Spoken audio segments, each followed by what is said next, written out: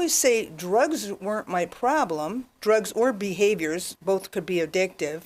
They weren't my problem. They were the solution to an older problem. Why did I do it in the first place? When we say hurts, habits, and hang-ups, not everyone's addictions become the same, and the balance is people have the stigma around opioid addiction and what it is.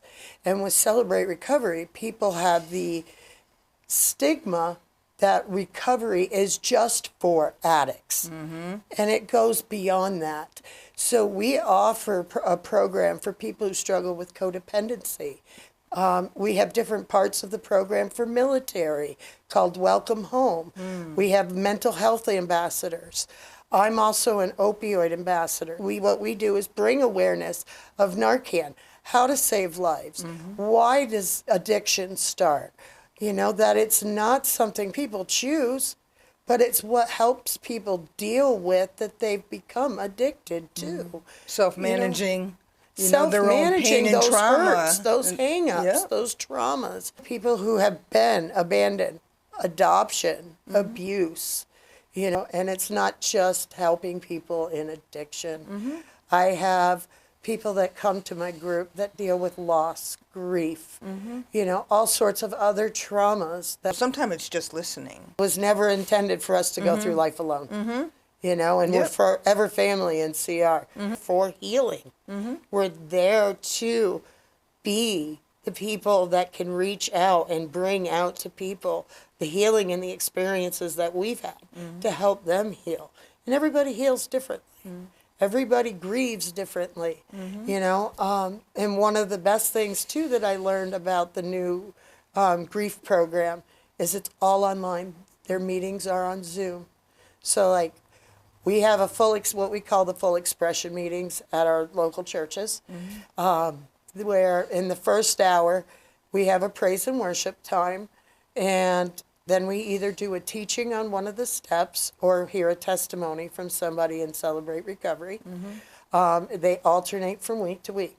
And then after that 1 hour meeting, we do a 1 hour open share group. And depending on the size of the CR, they can go into open share groups for issue-specific things.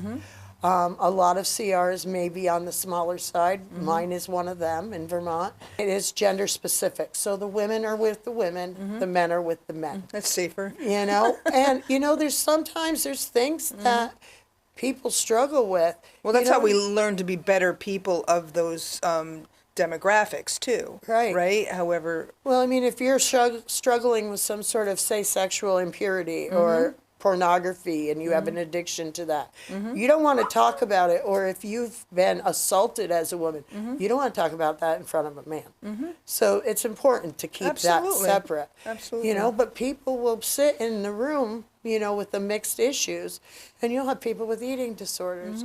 1 in 3 people are actually in Celebrate Recovery for a substance use. The rest are in there for something much bigger or, different than that. We see substance or behavior addiction it encompasses those. What people leave, whether or how they found their pathway, if it was through prison or treatment or they watched something or met someone or however, I want people to know, too, that there's what's called a transfer of addiction.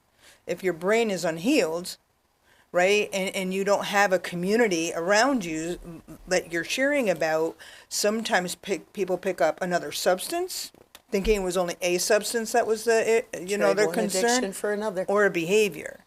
So when you're not aware, and, again, and I bring it back around to the family, the parent, the guardian, the loved one, if they're not working on themselves, a lot of the time what comes out, they'll show up at a group and they'll show up because they have a loved one that's suffering and they may be, in their eyes, the problem.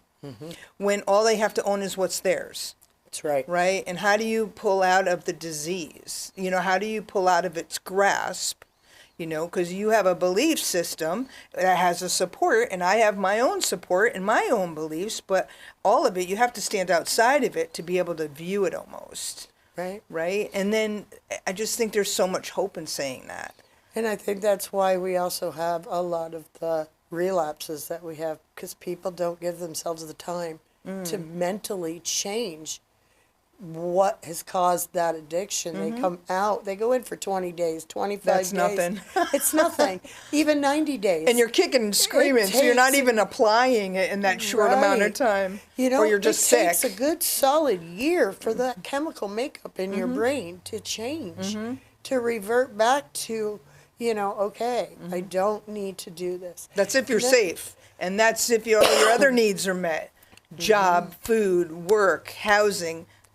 Right. Like there's so many parts and pieces to treating a whole person. Your spirit, your mental health, your physical And being. that's where the recovery coaching can come in play, and being connected into ultimately all different types of recovery pathways. Right.